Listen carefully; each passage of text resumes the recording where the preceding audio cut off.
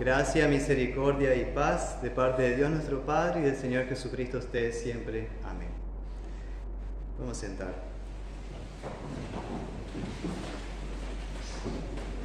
Hablar de la iglesia es como hablar de nuestra madre, de nuestra abuela.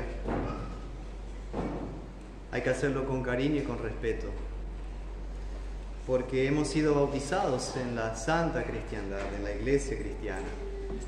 Hemos aprendido a orar en la primera iglesia, nuestra casa, nuestra familia, nuestros padres.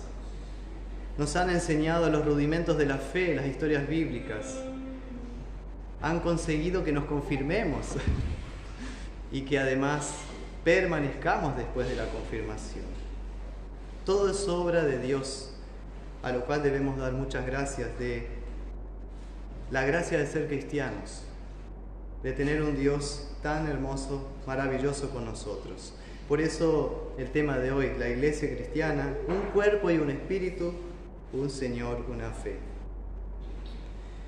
Pablo, cuando escribe lo que escuchábamos en Efesios 4, no está en la mejor de las situaciones, está aislado. Y no es por COVID, es porque está preso en el Señor, por causa del Evangelio. Más o menos entre los años 61, 62 después de Cristo, él está en Roma preso, esperando la audiencia con el emperador, y se dedica a escribir algunas cartas. A los Efesios, Filipenses, Colosenses y también una dedicada a Filemón. Las tenemos en el Nuevo Testamento. Es por esa razón que comienza diciendo: yo pues preso en el Señor, yo pues aislado en el Señor, les pido, les ruego algo. ¿Cuál es el pedido de Pablo? Anden como es digno de la vocación con que fueron llamados. ¿Qué vocación? ¿Qué llamado de Dios? Ser cristianos. Ellos eran cristianos por la fe en Cristo, pero el pedido de Pablo es: sigan siendo cristianos. Ellos conocían del amor de Dios, pero el pedido de Pablo es: sigan viviendo el amor y la gracia de Dios entre ustedes, unos con otros. Así es la súplica de San Pablo. Y da algunas indicaciones de cómo vivir esta vocación en el día a día. Y dice: con toda humildad y mansedumbre, soportándose con paciencia los unos a los otros en amor. Me viene a la mente las veces que hemos discutido por comida y bebida. Me viene a la mente las veces que hemos discutido por costumbres. Por eso dice: paciencia, sopórtense, humildad, mansedumbre. Qué importante estos conceptos. ¿Será que los efesios tenían un problema con esta paciencia que pide Pablo? ¿Será que tenían un problema con la humildad o con la mansedumbre? Puede ser que sí. Quizás entre los efesios había ciertas señales de orgullo o de soberbia entre ellos que trababan el amor el uno para con el otro. Quizás decían entre ellos: yo hice más que tú hiciste nada, no hiciste nada. Y empezaban los roces y las asperezas y los problemas. Pero el llamado de Dios a sus cristianos es para seguir siendo y viviendo como Cristo nos enseñó. Realmente el pecado del orgullo es algo que nos afecta a todos en nuestra relación con Dios, por tratarse de uno de los pecados peores contra el primer mandamiento, si no el peor de los pecados contra el primer mandamiento. ¿Qué decimos sobre el orgullo? Decimos que es cuando una persona se pone por en sí misma o sobre sí misma por encima de Dios, cuando cree que su opinión es mejor que la de Dios. Obviamente, si cree que su opinión es mejor que la de Dios, la del resto de los seres humanos no vale nada. Al mismo tiempo, el pecado del orgullo afecta todos los otros mandamientos, porque todos dependen de este primer mandamiento: no tendrás otros dioses delante de mí. Si me creo una especie de Dios, también llego a creerme en el derecho de alterar la ley natural. Y en consecuencia creo que tengo el derecho de cambiar conceptos tan sagrados como la vida, el matrimonio y la familia. Incluso creo que tengo el derecho de cambiar la verdad por mi verdad. Cambiar quién merece vivir y quién merece morir. Cambiar incluso quién es digno de un trabajo. Quién merece tener acceso al agua, a la comida, a un techo. Además, yo me creo en el derecho de juzgar quién debe ser libre y quién debe quedar preso. En el Imperio Romano y en la vivencia del propio Pablo en su propia vida y de los cristianos, ¿quién se creía un Dios? ¿Quién era considerado un Dios? El emperador. Y por eso los cristianos sufrieron tantos a manos del imperio. Pero pregunto, al final, ¿qué pasó con el Imperio Romano? Cayó, y la palabra de Dios y la iglesia cristiana continuaron existiendo. ¿Y esto por qué sucedió? Porque el fundamento de la iglesia no es simple arena, sino la roca eterna que es Jesucristo. ¿Desde cuándo somos orgullosos, chicos? ¿Desde cuándo somos orgullosos? Nacemos orgullosos. Es tan importante la gracia de nuestro Dios en ese sentido, porque nuestro bautismo, en este único bautismo, como dice Pablo, nos lava de nuestros pecados de orgullo. Pero también es algo diario donde debemos ahogar a nuestro viejo Adán. Pablo les recuerda eso a los cristianos, ¿sí? Un Señor, una fe, un bautismo. Pablo les recuerda a la iglesia de Efeso y a nosotros hoy, ¿cuál es el corazón de nuestra iglesia? El corazón de la iglesia es ese fundamento, un Señor, una fe, un bautismo. Y eso quiere decir que la congregación cristiana de Efeso y la nuestra tiene su origen en Dios, es obra de Dios. La iglesia no es una realidad terrenal, es una realidad sobrenatural. De ahí la ilustración, de ahí el dibujo. Su origen no es humano, su origen es celestial y divino. Y donde está la iglesia, o sea, una congregación cristiana verdadera, está Dios con nosotros, con su pueblo. De ahí que la actitud humilde de los cristianos, mansa, en verdadero temor y amor a Dios, porque si el Dios omnipotente y todopoderoso está con nosotros, no aceptará a nadie de sus cristianos que se crean dioses delante de Él. Ni señores, ni mandones, ni dueños de la iglesia. No tendrás dioses delante de mí, ni siquiera tú.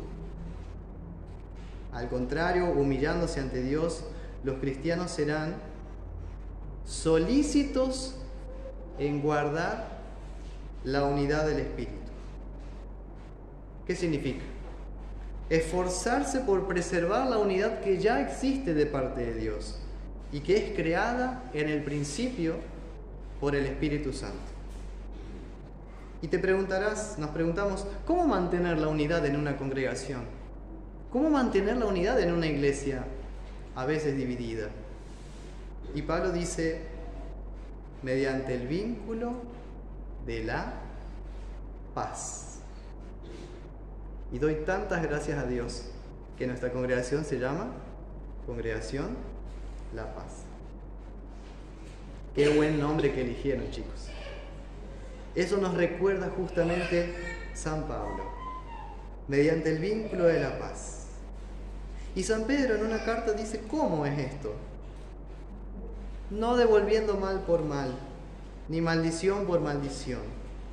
Al contrario, bendiciendo, sabiendo que fuiste llamados para bendición. Y el que quiere amar la vida y ver días buenos, refrene su lengua del mal, y sus labios no hablen engaño. Apártese del mal, haga el bien, busque la paz y sígala. 1 Pedro capítulo 3, versículo 9 al 11. Nuestro Dios es Dios de paz, no es de conflictos. De ahí el llamado a la paz de parte de Pablo. Paz que es obra y gracia de Jesucristo, porque Él es nuestra paz. Él nos unió por el bautismo a esta iglesia, a la comunión de los santos, a un cuerpo y un espíritu. Esto quiere decir, hermanos, que por naturaleza o la esencia de la iglesia no es ella misma. La esencia y naturaleza de la iglesia no son sus recursos económicos, aunque los necesita para funcionar. La esencia y naturaleza de la iglesia no está en sus edificios. Y si no, pregúntenle a los cristianos viviendo 200 años en catacumbas.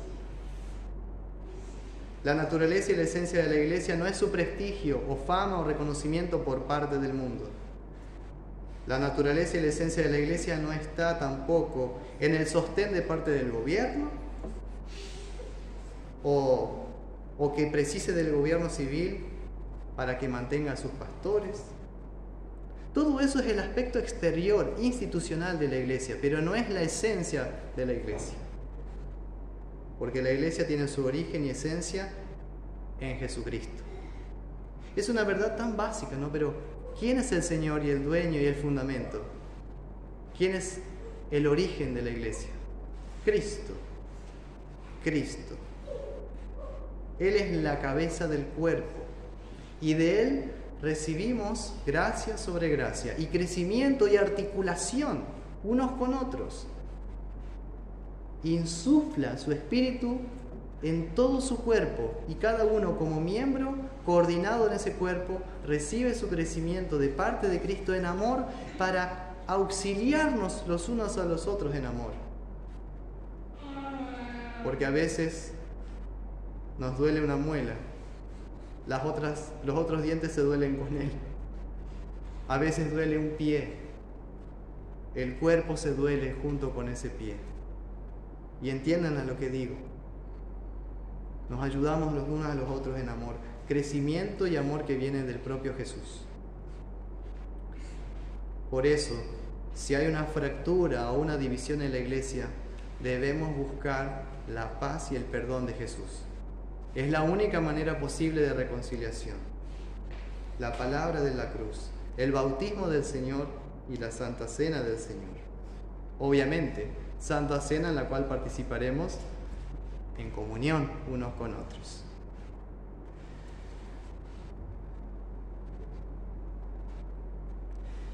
Hoy día sufrimos, como decía el himno, por persecución de parte del mundo, del diablo y la propia carne, de parte de la iglesia. El Señor nos libre si llegara a suceder que el gobierno quiere imponer su propia doctrina a la iglesia o su propio evangelio, o llegado el momento donde el gobierno diga retirar el pastor legítimamente llamado por la iglesia y poner su propio pastor con su ideología. El Señor nos libre de ese momento, porque donde quiera que existe la iglesia, allí existe el derecho de administrar el evangelio por parte de la iglesia. Y el derecho de llamar a pastores es un don dado exclusivamente por Cristo a su iglesia y no a otro. Como dice, Él subió al cielo y dio dones a los hombres. Y entre los dones que pertenecen a la iglesia son pastores y maestros. ¿Para qué? Para su crecimiento. Para ayudar en la articulación de los miembros unos con el otro. Para la edificación del cuerpo. Para que podamos madurar juntos en la fe y en el amor. Y sobre todo, cuidarnos de la herejía, para que no seamos niños fluctuantes llevados por cualquier vientecito de doctrina. Finalmente podemos recordar lo siguiente. Cuando habla de Cristo en Efesios 4, dice que Él cautivó la cautividad. Aquí tenemos el Evangelio en su máxima expresión. ¿Pero qué significa que Cristo cautivó la cautividad? En su muerte, Cristo atrapa a nuestro carcelero, el Satanás. Nos libera a nosotros que estábamos presos de nuestros pecados. Nos saca fuera de la celda y a nuestro carcelero lo mete adentro con todos sus demonios, con la muerte y el pecado, y a nosotros nos libera. Eso es que cautivó la cautividad, apresó a nuestros cautivadores y nos liberó, nos dio libertad, la libertad de los hijos de Dios. Nuestro Redentor Jesucristo, pastor y amigo, nos quitó de la muerte, nos puso bajo su cuidado amoroso, bajo la gracia del Señor Dios y el don de la vida. Nosotros somos la iglesia cristiana, o sea, la iglesia de los pecadores liberados por la misericordia del Señor Jesús en la cruz.